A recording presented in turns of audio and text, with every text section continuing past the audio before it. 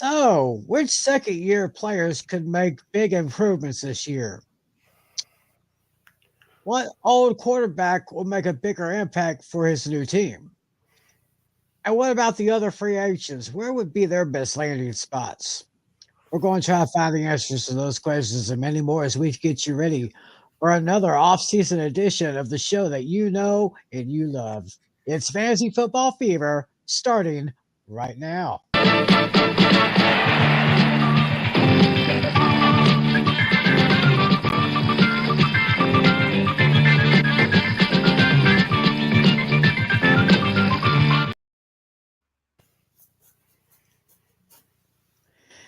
And hello, everyone. Welcome to another edition of Fantasy Football Fever. It is Friday night, March 29th, 2024. Great to have you with us. It's been a while since we convened here, but we're back again. Yeah, don't call it a comeback. We've been here for years, just like LL Cool J once said. I, of course, am Tim McClellan. Of course, this guy over here is our league commissioner, John Natale. And of course, the guy right here, the host of Hooked on Sports, John Flynn, who earlier today attended opening day at the New York Mets game. You got to tell us about that. Opening day. It's like a day that's really sacred to a lot of us as baseball fans. Like the start of a new season, the signal of spring and all that. So this was the fifth straight year that I've attended opening day with a full capacity crowd was permitted. Of course, I'm excluding 2020 and 2021. But it was a long day, but it was a fun day because I was tailgating with my friends at the Seven Line Army. Shout out to them. They put on some great tailgates, and then the pregame pomp and circumstance, which is a great tradition, and then the game begins. The Mets were supposed to play yesterday, but we got a big rainstorm yesterday, so they moved the game to today. But the Mets did not win today because Freddie Peralta pitched a tremendous game, 6 innings, only gave up one hit, a home run to Starling Marte out of all people. But a great time was had by all. I saw my Mets fan friend for the first time since the end of last season. So it was a good day. It was really sunny, so I got a bit of a sunburn on my cheeks because the UV index was around 6. Wow. Yeah. I did not account for that, but there was not a cloud in the sky today. Very nice, very nice. Of course, speaking of baseball, just on the side here, you know, you always like to see it when they raise the championship banner for your team, and for the very first time in history, my Texas Rangers got to raise their World Series banner, World Championship banner. It was so good, and 10 innings. Oh my gosh, my heart was beating so fast. But the Rangers pulled it out with Jonah Heim hitting a bases loaded single to walk it off for the Rangers. And Adolis Garcia, he just basically picked up where he left off. Yeah, home run.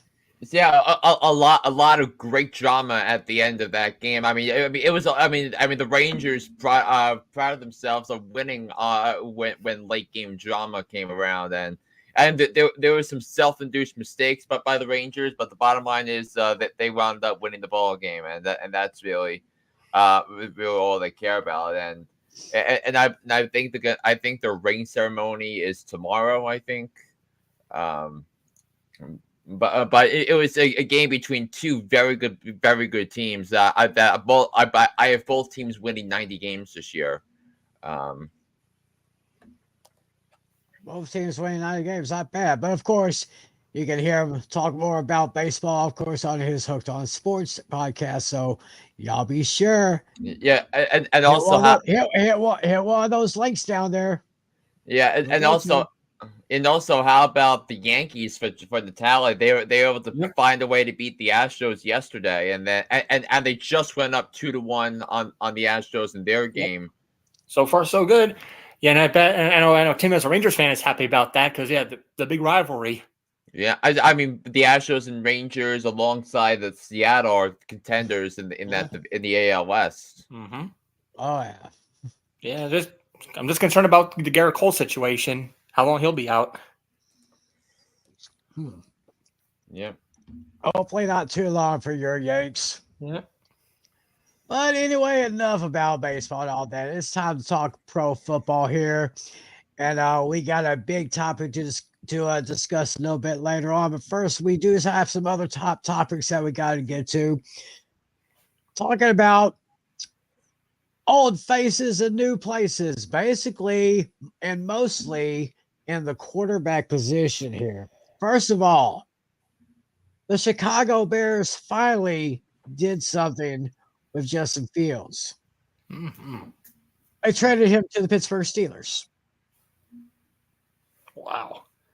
And meanwhile, the Steelers traded Kenny Pickett to their in-state rivals, the Philadelphia Chickens. Oh, jeez. Yeah, it was quite a fascinating. I mean, remember, I guess the thing was when I was looking at one of the things I did say on Hooked on Sports was that the two possible landing spots for Justin Fields would be because you figure that Kirk Cousins was going to go to Atlanta, you figure that Baker Mayfield was going to stay with the Tampa Bay Buccaneers, so with the Chicago Bears basically cementing their plans to draft Caleb Williams with the first overall pick that they had to trade Chicago Bears and the two places I had Fields going were the Pittsburgh Steelers and the Las Vegas Raiders. I mean the Raiders had already addressed their backup situation by signing Gardner Minshew. So you thought he was going to go to the Steelers. So, but I was kind of perplexed at first, but I think the thing is that having Arthur Smith as the offensive coordinator. Remember, Arthur Smith did wonders with Ryan Tannehill in Tennessee, and that's how and his success there landed him the Falcons job.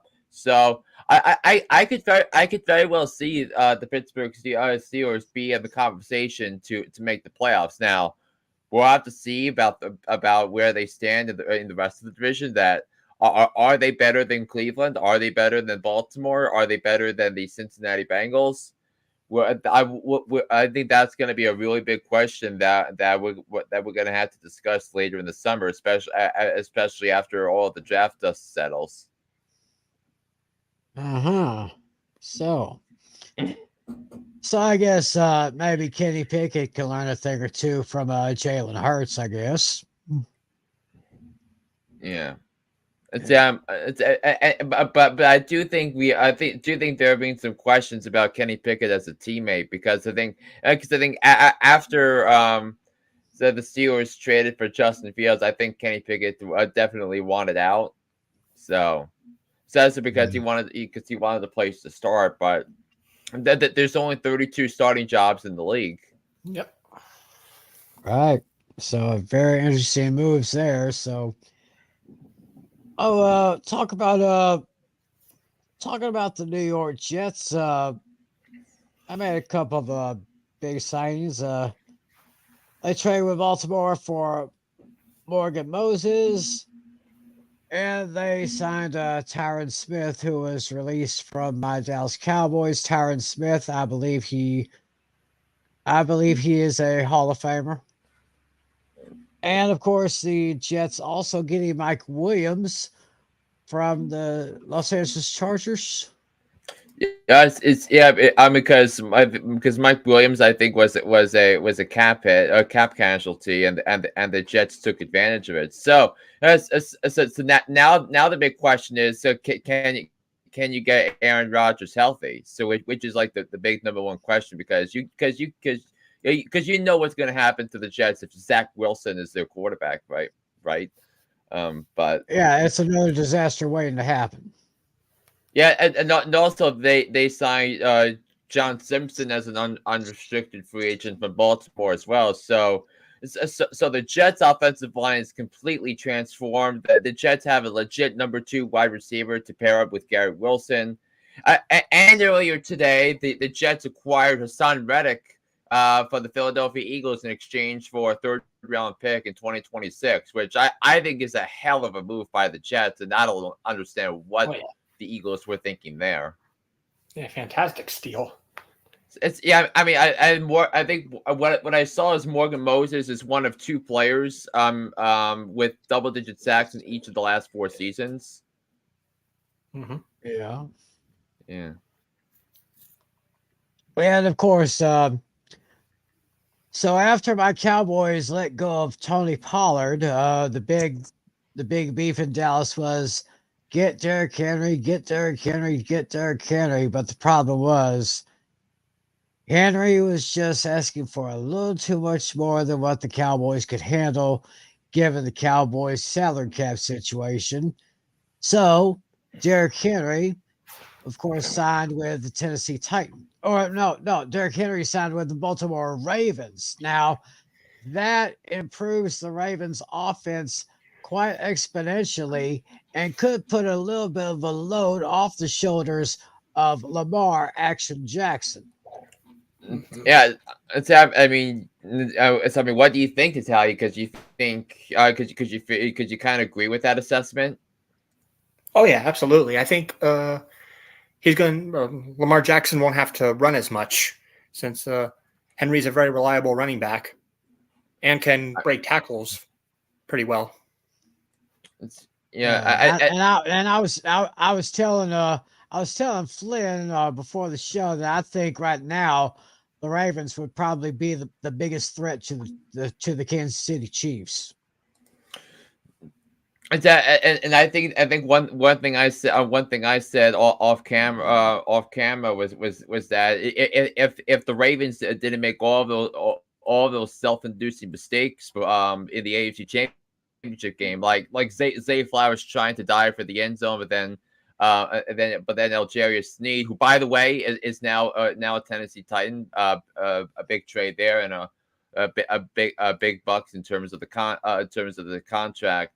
That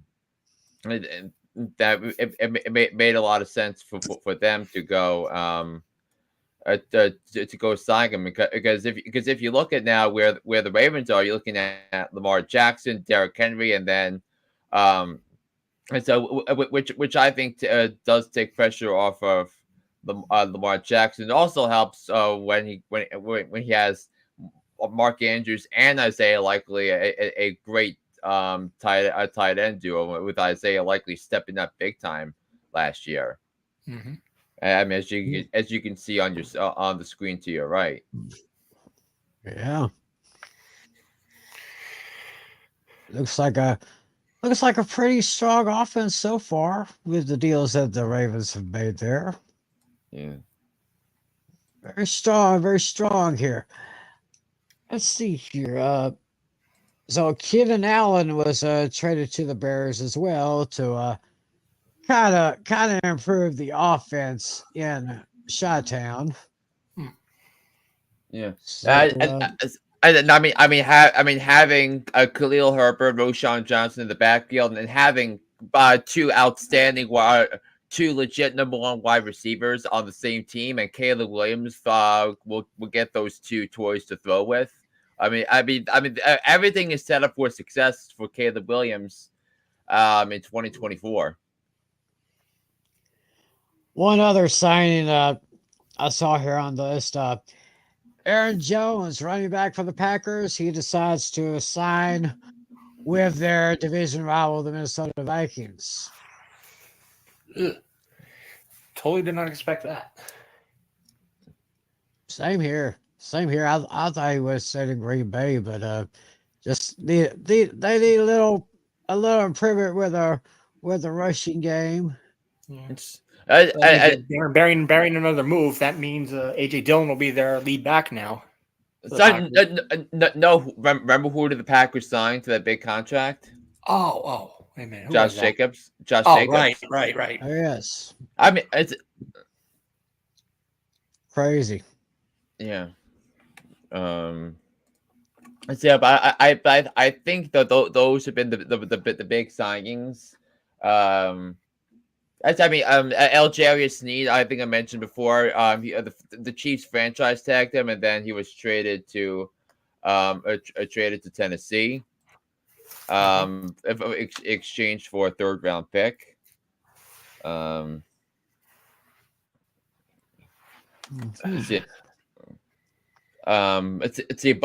Buffalo signed Curtis Samuel since the last time we talked. Deontay Johnson was traded from the Pittsburgh Steelers to the Carolina Panthers. I do think that's a good move. I think with Panthers on that front. Maybe a good receiver for Bryce Young to hit. Now Bryce Young's got Adam Thielen, Deontay Johnson, and Jonathan Mingo as wide receiver options. Quite a little bit of an improvement from last year, I must say. Yeah, Improvement there. Yep. So I don't know. I don't know of any other signings, but I was looking here on PFF.com concerning some of the remaining free agents that have yet to be signed. First one on the list is Justin Simmons, the safety for the Denver Broncos. They say his best landing spot would be the Eagles. Yeah. Number two, Stephon Gilmore from the Cowboys. Played those years in Buffalo. Gets let go, picked up by the Cowboys last year. They say his best option would be the Detroit Lions. Now that, I mean, if the Lions offense isn't good enough, signing Gilmore to the Lions, goodness gracious. Yeah, and also the Lions signed all pro right guard Kevin Zeitler to a contract. So now you figure with the studs the Lions have, you figure the Lions might have the best offensive line in football, which I think is a gigantic deal here. When you're thinking about the Lions, and it shows me that the Lions will remain on my short list of teams that I'll choose from to represent to be my NFC representative in the Super Bowl. Also, here's one we missed. Calvin Ridley to the Jaguars. Did we talk about that last time? I don't think we did. It sounds familiar. We might have. I don't remember. Ridley to the Jags. To the Titans. Oh, to the Titans. Calvin Ridley to the Titans.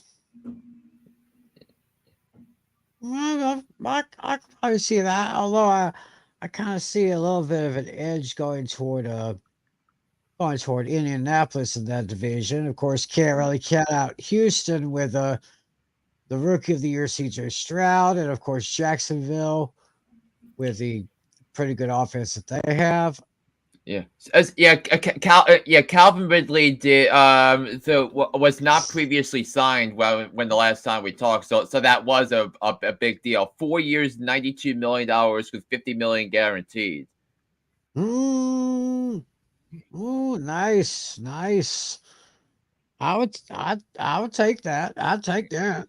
Yeah, I mean that's a viable, that's a good piece to have when you're looking at for Will Levis to go alongside their addition of Tony Pollard, and now so having Calvin Ridley and DeAndre Hopkins on the same team. I think that could be something for Will Levis, as a second year rookie, But the main point of today's podcast was something we did last year, which was to take a look at the rookies from the previous season who we think can make a big step ahead, a big leap forward in year two. So we're not looking at the stars like Sam Laporta, who was a great tight end for the Lions, and C.J. Stroud, the offensive rookie of the year, who had a maybe the greatest season, a rookie season ever in the quarterback position. So something we did last year, we picked 5 candidates to take a big step forward in year number 2.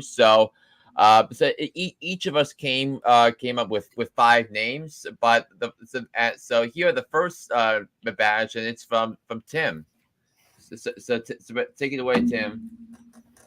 Okay, first of all, you see right there, Michael Wilson from the Arizona Cardinals. He is right now ranked 60th amongst all wide receivers in fantasy. If I'm saying that correct. Yes. These rankings were their final rankings from last season. He was the 60th best wide receiver in fantasy last year. The 60th most points I have among all wide receivers last season. Yeah. See his stats there. He caught 38 balls for 565 touchdowns and scored, or 565 yards and 3 touchdowns in his rookie campaign last year. And since the Cardinals do have a pretty good quarterback, I believe Wilson's numbers could increase a little bit there. I'm not necessarily saying he could be 1,000-yard receiver, but we'll just have to see what happens there. My number 2 player, this guy really made noise last year in his rookie year. Devon Chain for the Miami Dolphins. I mean, he was a real big part of that explosive Dolphins offense. 997 total yards, 11 total touchdowns, 24th ranked running back in fantasy. I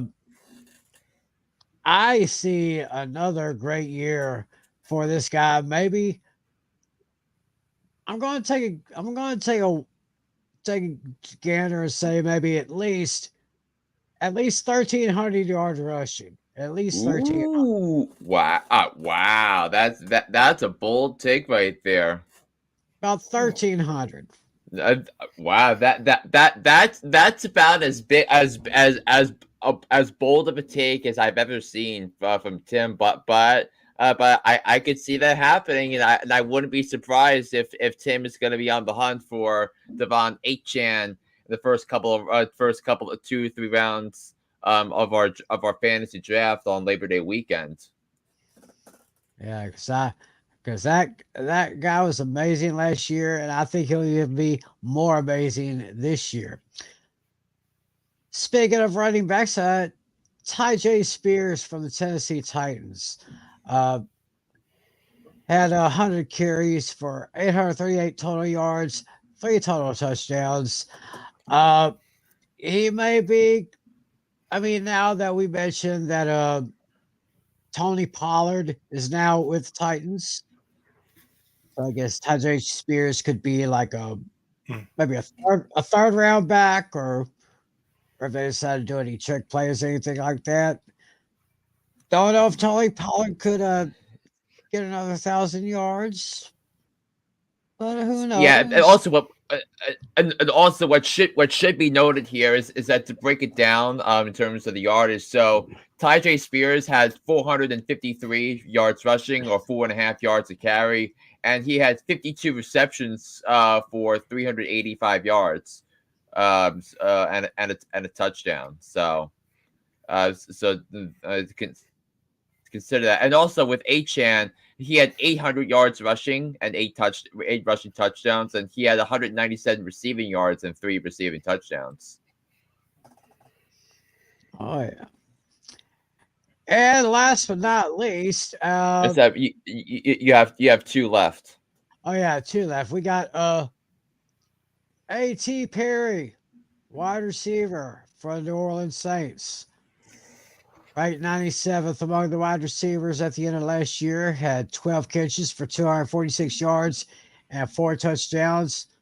He's got Derek Carr. He got Derek Carr slinging it right here. Of course, he's along with Chris Olave and another young receiver, Rashid Shaheed, and the former Cowboy Cedric Wilson. I could see him probably getting a few more receptions, maybe about, I don't know, maybe 700, 600, 700 receiving yards, and maybe 6 or 7 touchdowns this year. I'll just have to take a good look at that. And last but not least, from my Dallas Cowboys, Deuce Vaughn.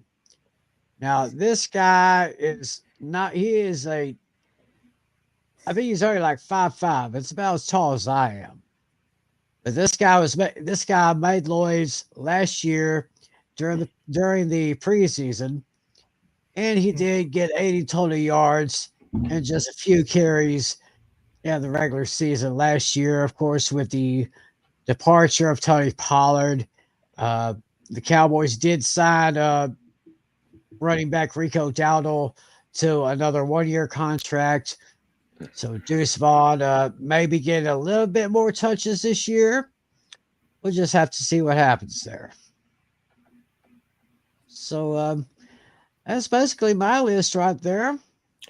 Yep. So I'm going to go through my picks now. So I'm going to start. I mean, it feels like a weird selection, but I am going to go with Bijan Robinson as the top of my list because he had 976 yards rushing, 8 total touchdowns last year, but Bijan Robinson was a consensus top 10 pick across fantasy circles last season because I believe he went number 7 in our draft. He went number 7 in in our draft last summer. But there was a period in time where I think he was held back because you look at because other teams figured out that all they had to do was key in on stopping Bijan Robinson because the Falcons didn't have trustworthy quarterback play. Well, look at what the Falcons did. They give give buku bucks to Kirk Cousins to play quarterback in Atlanta the next 4 years. So I think you figure that there's going to be a lot of pressure taken off of Bijan Robinson, and Robinson gets to play up behind maybe the best guard duo in the NFL in front of him. So I think he'll be able to get some a lot of blocks and running lanes to go up and down the field. So I do think Bijan Robinson is going to be minimum a top 5 running back in fantasy circles next year. Now the next selection is Quentin Johnson, the wide receiver for the LA Chargers. He was a star. He had a great last season at TCU before the Chargers selected him in the draft. But I mean, I would have taken Jordan Addison over Quentin Johnson, which was an easy first guess. So, but if there's a wide open, there's a big opportunity for Quentin Johnson to be a top 40, top 50 wide receiver next season, and could be a bench stasher, and be a late round pick in fantasy circles. He had 38 receptions, 431 yards, and 2 touchdowns. So, but with the departures of Mike Williams to the Jets that we discussed, Keenan Allen getting traded to the Chicago Bears. So you figure that Quentin Johnson is going to have a lot of more opportunities to catch the ball from a quarterback like Justin Herbert. So I think Johnson is one of the big fantasy winners of the offseason so far. In terms of how his value improves or declines and all of that. So that's him right there. Then you go to Michael Mayer, who is the tight end for the Las Vegas Raiders. Of course, Michael Mayer had one of the great careers at Notre Dame at the tight end position, which says something given Notre Dame's history of tight ends that includes Mark Bavaro and others. 27 catches, 304 yards, 2 touchdowns, and so, but I think he's going to benefit a lot because Luke Getsy comes in as the offensive coordinator, and Luke Getsy spent a lot of time made the tight end a focal point of his offense. So I think having Luke Getsy as the play caller for Antonio Pierce is going to benefit Michael Mayer, because I think he's going to get a lot more targets and show the world what Notre Dame fans knew about him at the end of during his time there. My next candidate to take a big step forward in year 2 is Tank Dell at the Houston Texans. I mean, 47 receptions, 709 yards. So he basically averaged around 15 yards of reception, which is pretty impressive. 7 touchdowns. He was great for C.J. Stroud during the middle of last season before he unfortunately suffered a season-ending injury. The first week of December. But he was ranked number 39 at the end of last season, and so you definitely think, well, I have to see about his recovery from injury, but you could definitely see Tank Dell being off the board so within the first 110 within if you're in a 12-team league by the end of round 10 in fantasy, maybe the first player you put on your bench. Or maybe use as a flex option, because he's that good. And then to round out my list is Jalen Hyatt, the speedy wide receiver for the New York Football Giants. And I think the reason why Jalen Hyatt couldn't get the success that he had last year was because of the poor play of the Giants' offensive line, which really disrupted a lot of things in terms of timing, getting the ball to him. But now I think the Giants' offensive line is significantly better than it was at this time last year. So I think so I do think he's going to have more big play threats. So, but definitely, if you're in a standard league, not necessarily PPR, but if you're definitely in a standard league, I think Jalen Hyatt could be in for a step forward in year 2, because you figure that he might be WR2 at worst, maybe WR3, but I do think with Dable, I think Dable will try to get the quarterback to get the ball to him. Who it is, whether it's Daniel Jones or whether it's Drew Lock or whether that they draft somebody like J.J. McCarthy in the draft. So I do think Jalen Hyatt is going to be one that's going to take a step forward in the 2024 NFL season. So Tim revealed his selections. I revealed my selections, and now it's time to reveal the selections from John Natale. John? Alrighty. Yeah, I had to play around my list a few times. I did make a couple of last-minute additions. Yeah, especially the top 2. They're my last-minute additions. Jordan Addison, I got to start with him. I got to give him a shout-out. Yeah, he stepped in very nicely when Justin Jefferson went down. Let's look at these stats. Yeah, he just missed a 1,000-yard season, and yeah, if he continues to stay consistent like this, I think he could easily do it. I mean, he could lose some time here and there, assuming Justin Jefferson remains healthy for the entire year. But for some reason, if something happens to Jefferson again, Addison is your clear number 1 target. But should he go down for any reason? And yeah, I mean, regardless if Jefferson plays the whole season or not, I could definitely see a 1,000-yard breakout season from him. And I also, this was my last second edition, Zay Flowers. He was quite solid here. Yeah, yes, 77 receptions, 856 yards. Yeah, he could be the cut number 1 down the road, especially with OBJ always finding ways to get injured. And Zay Flowers could also step in and do a little bit of running back here and there. We saw a few rushing plays. I think he got a couple of rushing touchdowns, if I'm not mistaken. So, I think to clarify for Zay Flowers, so Zay Flowers had let's see, this is passing. Yes, so Zay Flowers had 77 receptions, 858 yards, 5 receiving touchdowns, and he had 1 rushing touchdown. Yep, 1. So yeah, he could do a little bit of rushing here and there if they have to give Derrick Henry a break. Yeah, I think he had a big rush, if I'm not mistaken. I think there was that game. I think he had like a 60-yard rush or something to ice one of the games when it wasn't necessary. Yeah, unless I'm thinking of something else. Yeah. But yeah, I think I remember a game where he had a huge run like that. But yeah, I think he's definitely poised for another breakout, especially with OBJ always finding ways to get injured. Moving on to him now, I think Devon Achane. Yeah, he had a very solid year last season. He stepped in for Raheem Mostert a few times. He just about had 1,000 rushing yards.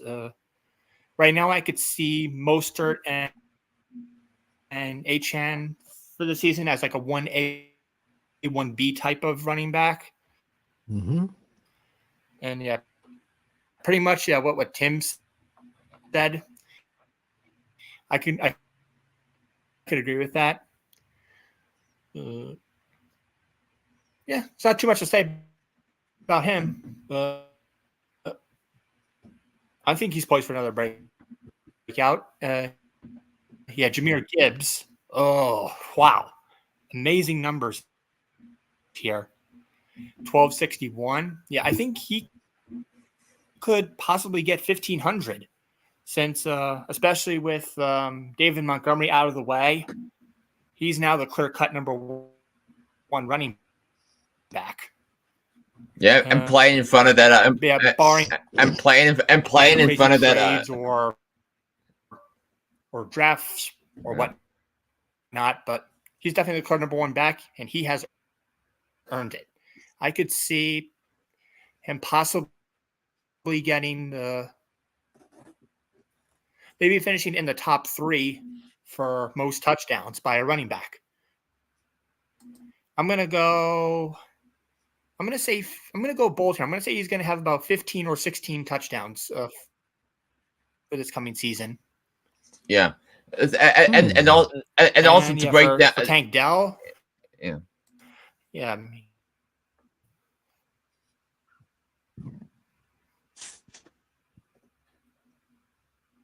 Oh, good listen. I think.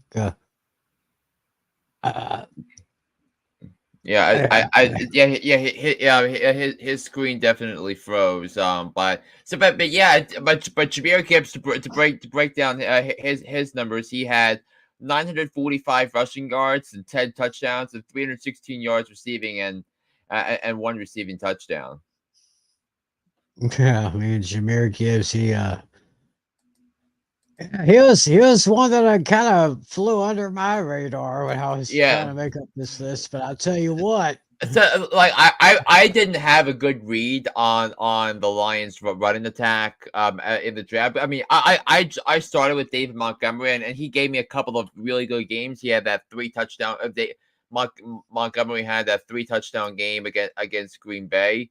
In week 4 Thursday Night Football at Lambeau Field. But yeah, I think a lot. If Jahmyr Gibbs, if I wound up picking him, I think my season would have been a lot different. Mm-hmm. Yeah, so we picked up with Jahmyr Gibbs, but Natalia, your screen froze before you were able to talk about Tank Dell. Oh, okay. Yeah, I was saying, unfortunately, like the injury kind of threw his numbers off a bit. But yeah, even before the injury, these are pretty good numbers. If he did stay healthy for the entire season, everything here the yards and possibly the touchdowns could have essentially been doubled potentially. So if he stays consistent here next season, I could possibly see him having at least a 1,000-yard season and double-digit touchdowns, 12, maybe even 13. Mm-hmm. Because yeah, I mean, Stroud could easily be his favorite target potentially. I think that sounds reasonable. Mm-hmm. So right now, I think they're still the favorites to win their division again. Yeah. So I think the AFC South is going to be a really interesting case study this off season because I think because the upside is there for all four teams. The Texans were 60 minutes away from Championship Sunday last year.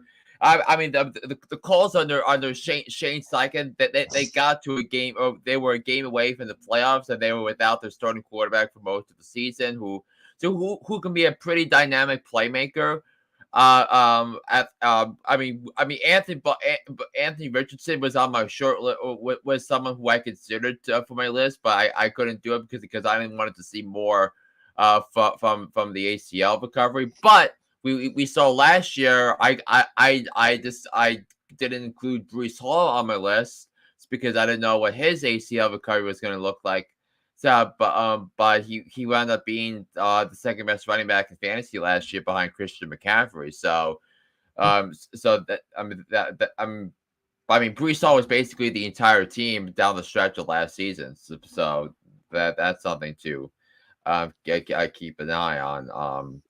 Yeah, the upside obviously is there for the Jacksonville Jaguars.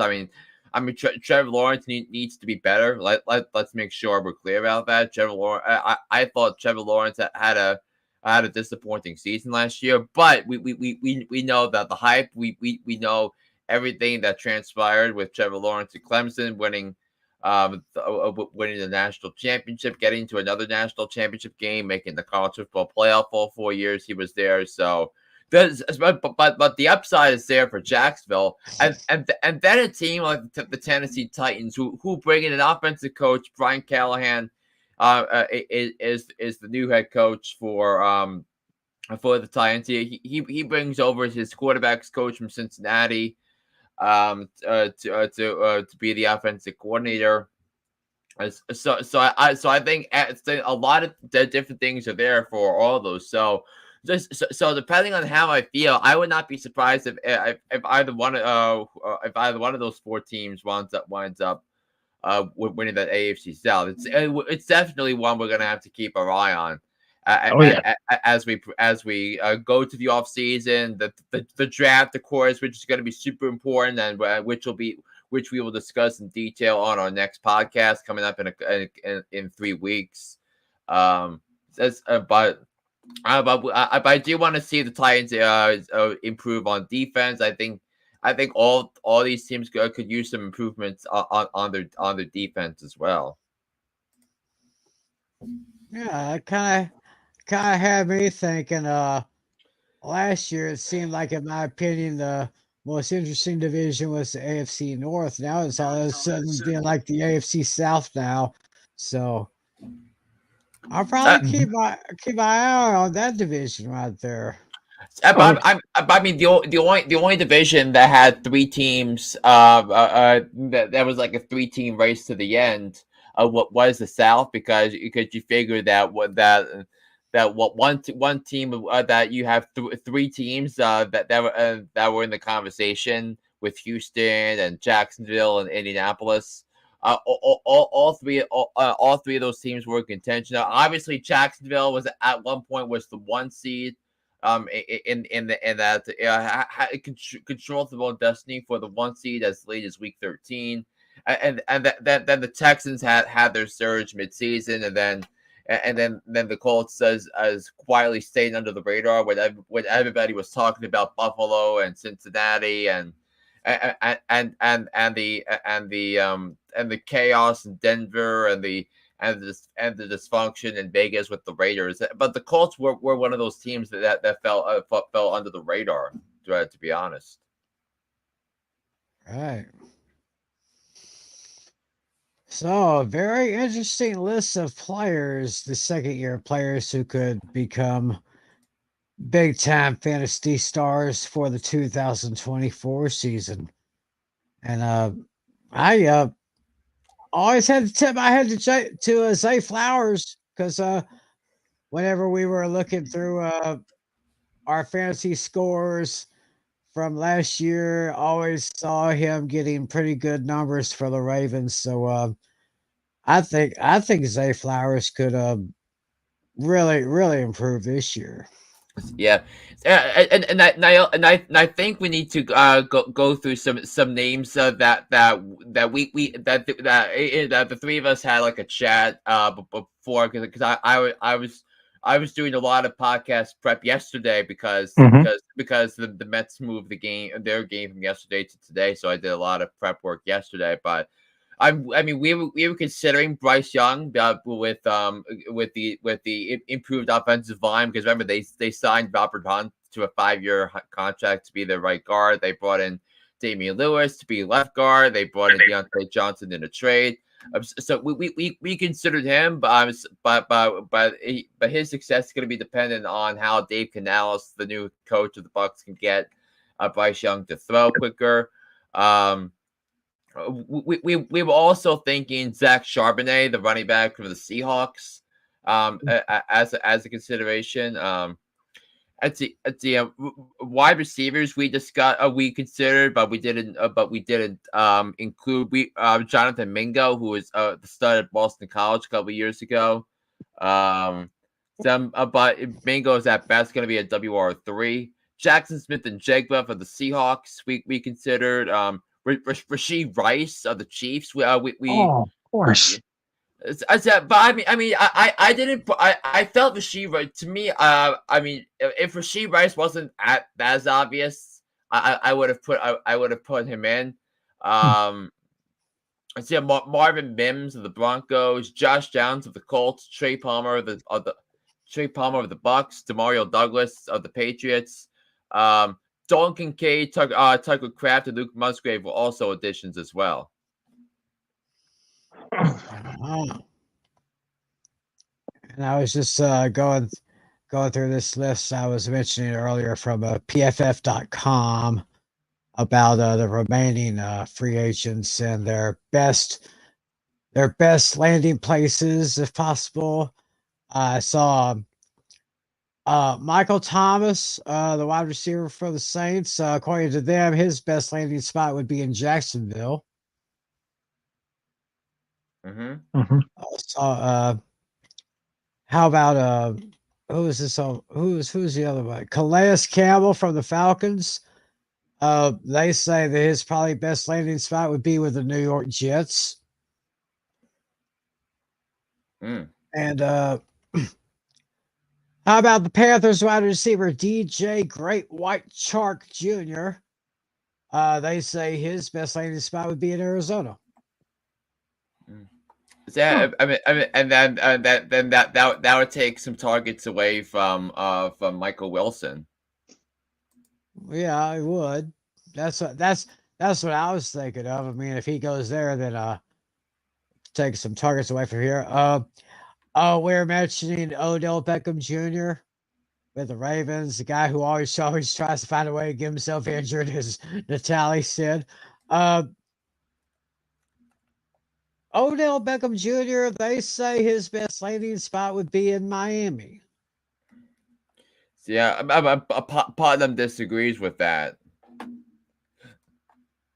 Yeah, I kind of have to second that motion right there. Yeah. And Ryan Tannehill from the Titans, gonna be turning 36. That man's almost ready for a rocking chair. But they say that his best spot would be with the Denver Broncos. Nah. Maybe. Yeah, I'm not really holding my breath on that one. Makey Benton, the tackle for the Jets, probably say his best spot would be in Green Bay. Yeah, that's fine. Connor Williams from the Dolphins, the center, say his best spot would be in Pittsburgh. And that's pretty much what I see here. So there's still some players still available to go to other places if they decide to, because Yeah. I mean there's still some time. Yeah. Yeah, and also, what are you guys thinking about the quarterbacks coming up in the draft with Caleb Williams, Drake May, Jaden Daniels, JJ McCarthy? This could be a loaded quarterback class. Oh yeah. Yeah, and that you've seen that quarterbacks could potentially go first 4 picks. Yeah, could very well happen. Yeah, Maybe, Bears need a quarterback. Patriots need a quarterback. yes. What Washington drafts at number 2, they need a Yep. quarterback, Yeah. and especially after they traded Sam Howell to Seattle. Right. Yeah, so I guess I pretty much see Caleb Williams going to Chi-Town. Yeah. Yeah, and then the draft really begins at number 2 with Washington. Mm-hmm. Right. Yeah, that is true. So, well, I don't know if there's anything more to talk about on this show. I mean, like I said, I like the list that we made for our second year players here. Very elusive. Got my here. There's mine with Wilson, Chain, all them. There's Robinson, Johnson, Mayer, all them. And those, Wilson, Chain, Spears, Perry, Vaughn. Of course, Flynn with Robinson, Johnson, Mayer, Dell, and Hyatt. And the tally with his very interesting list here with Addison, Flowers, Chain, Gibbs, and Dell. I just have to say, out of the 3 lists, that one right there, the tallies list right there is a little bit is very interesting, very, I guess you could say, kind of appealing to the eyes, if you know what I mean. Because I think you figure that these players are going to be gone within the first 120 picks Mm-hmm. of your Oh, yeah. draft. I personally went with a couple of deep sleepers. Who I think will have a much bigger a much bigger workload in year 2. Mm-hmm. And then Yeah. the same thing here with Tim. Yeah. But we'll just see what happens here. Sorry I didn't come up with any tough trivia for this week. Couldn't really look up anything. I may have something around draft time, maybe, or Yeah, I forgot all about that myself. yeah. I didn't put that in the plans tonight. But I think since our next podcast is gonna focus on the draft, I think you should. I think the tough trivia should revolve around the draft. of Ooh, course, that's a good idea. Yeah. Yeah. Of course, absolutely. We're going to deal with that here because the draft is going to be coming before you know. We're about a month away. We are less than a month away from the draft, and really, and starting next week on my podcast, on my other podcast, that I'll be looking into the NFL draft because it's a tradition on Hooked on Sports. The first podcast to come out. First podcast episode to come out in April is when I start doing my draft coverage. Mm. Oh yes, I'm going to have to take a listen, and I hope all of you will be taking a listen as well because got some very interesting things coming up. Yeah, I mean, hopefully you all didn't listen to my March Madness special. I mean, I had a lot of Sweet 16 double-digit seeds going to the Sweet 16, and only one of them made it, and that it was one that did not pick. But I still have UConn win it all. My national runner, the team I picked to go to the national championship game and lose, they lost tonight, Marquette. Mm. Yeah, I know nothing about March Madness. I just make brackets for the hell of it. Yeah. I really busted. I bet Kentucky. They got eliminated in the first round. I stopped doing brackets. Yeah, I stopped doing brackets a few years ago because Yeah. it seemed like every year my results were worse and worse and Yeah. worse and worse. Mhm. I said, "The hell with it, no more." Yeah, and then the Yeah. previous year, I'm kicking myself for changing my mind. Originally, I picked UConn, but then I changed my mind and picked Purdue. Oh my gosh. Now, I initially had Purdue facing UConn with Purdue winning. Oh, Well, no, sorry. Yeah, I initially had Purdue and UConn with UConn winning, but I changed my mind and said Purdue was going to win. yeah, Huh. yeah. But I actually did. I think when I did my first one, I think 2 years ago, I think I did pretty well. Like in the first round, I think I only got 4 wrong. Mm-hmm. For someone, this is pretty good for someone who knows nothing about the game. Mm-hmm. All right. So Yeah, I'm I looking think up- I only have 2 people in contention left for the Final Four: Clemson and Tennessee What, you picked Clemson? Wow. for the Final Four. It's by the way, the Elite Eight matchup in the West region, Clemson and Alabama. Mm. Does that sound familiar, Tim? Clemson versus Alabama. Yeah. Yeah, I think those football teams met each other in at least a couple of national championship games. And they also met in the national semifinal in between.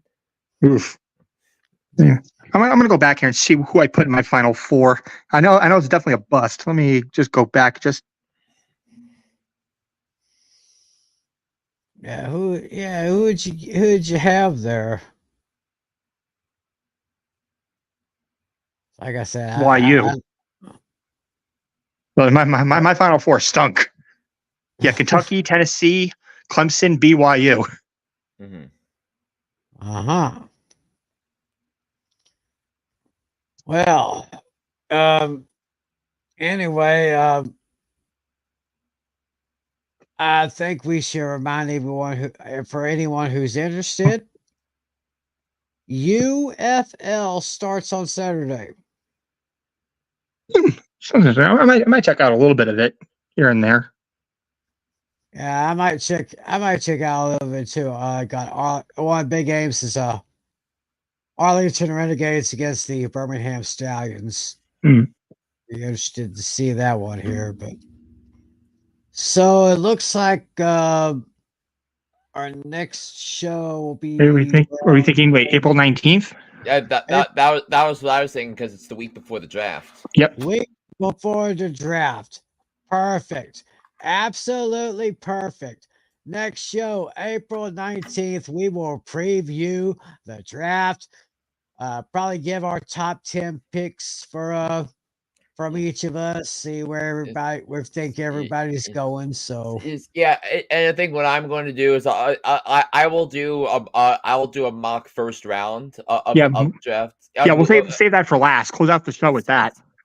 So because I do that every year, and then I do one for so I do one for this show, and then I do my finalized one the following week on Hooked on Sports.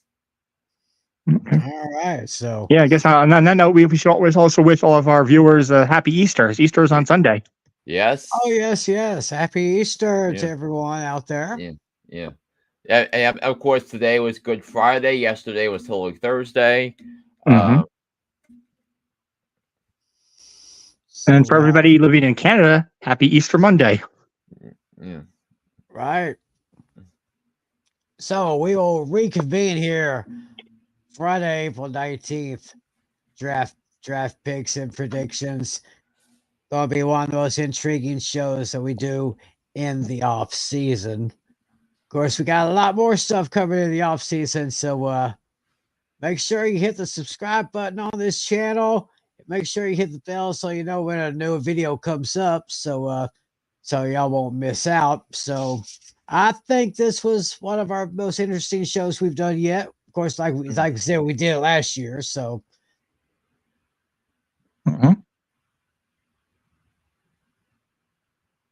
I think Tim's Oops, yeah, he accidentally hit the mute button. Mm-hmm. Yep. Yeah, couldn't do that. As I was going to say, Y'all be sure to listen to John Flynn. Listen to Hooked on Sports. We got links in the description area. Click any one of those. And of course, thanks to Flynn and Natalie, my boys. I just want to let you know I am working on. We still have to we have to decide which of the new logos we'll be using for the next season. Speaking of which, I'm going to try to plan to put together a new intro for the show when the new season starts. Trying to be very creative here, try to improve things a little bit, but I got plenty of time for that. And we have plenty of time until we can reconvene here back on April 19th for our draft preview. Any final thoughts, gentlemen? I think we're clear with all those thoughts.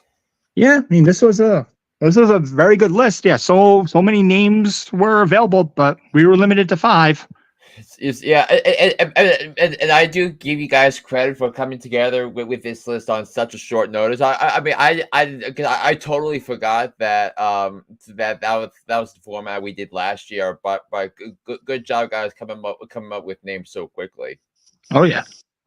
Oh yeah, that was pretty good. And yeah, so, basically, those are curious. Like it was basically we didn't want to pick the obvious choices. Like, of course, like Sam Laporta, he was too obvious. I mean, he was tight end 1 last year, so yeah, basically wanted to limit the people who were like middle of the class, basically, who did good but not exceptional. I mean, the reason why I put Bijan Robinson is because he was considered to be somewhat of a disappointment last year. Mm-hmm. Yeah, basically the theme here was to go from good to exceptional the next season, like move up a tier. from good to exceptional. That's a good way of putting it. Mm-hmm. Yeah, I kind of got almost like right through the stratosphere. But anyway, that's going to do it for this edition of Fantasy Football Fever. Thank y'all so much for watching us. Be sure to catch us on April 19th for our draft preview. For John Flynn, for John Natale, I'm Tim McClellan. Thanks for joining us. Enjoy your Easter weekend. Enjoy all your sports. Thanks for watching. God bless you. And as always, be a good sport. See ya.